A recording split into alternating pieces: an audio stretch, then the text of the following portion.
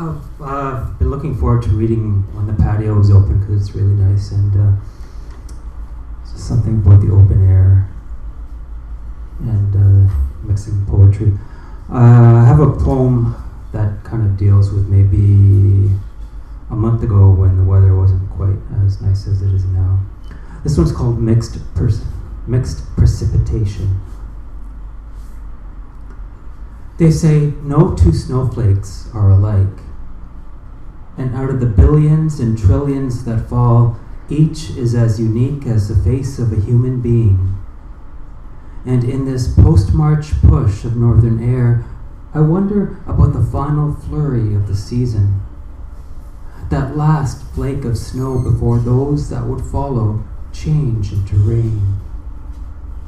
How the equivalent is never said with regard to April showers. That drops of plunging water all look the same, have no distinctive features, and are seldom sketched in a book.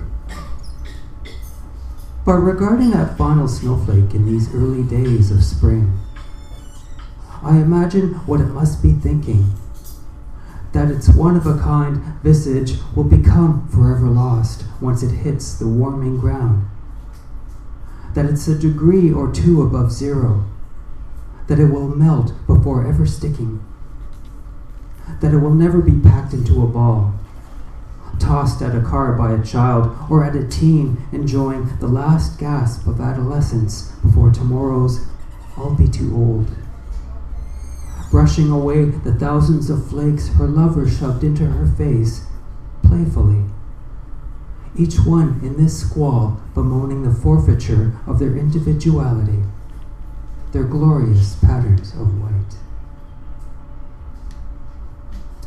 And there's another April poem, this one regarding Earth Day, which was this past April 22nd, and this poem is called With Aaron on Earth Day. We dig the relenting soil in a spot we think is special, widen the furrowed space as if a sea of reeds were parting, and, much like Moses, my speech to you is clumsy, without confidence of execution. But Passover is now in the past. This is the day the earth can find some healing, of hearing our vows to clean her skies and streams. And the seedling we are planting will in time reach out to heaven, be much taller than the lofty trees around it. You faithfully saw to that when you'd inquired what was greatest in the market to which we'd driven, might have walked to in spite of the distance. My cane just like a staff with every labored, hobbled step.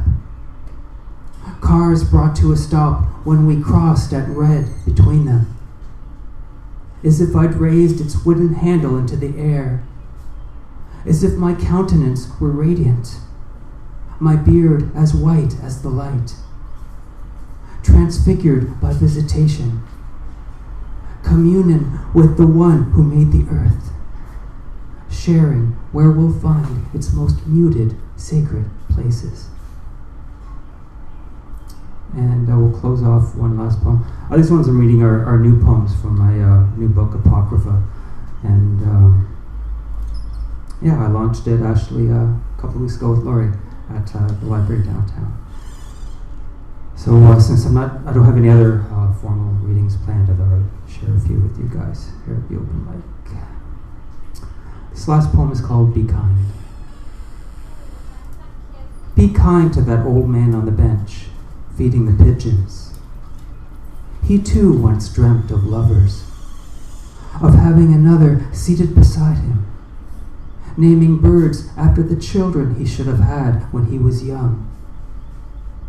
He too had dreams of his name being sought on the spines of published books, found in a syllabus of recommended authors, not merely on a tombstone a half a block away, awaiting the etching from a callous touch. Thank you.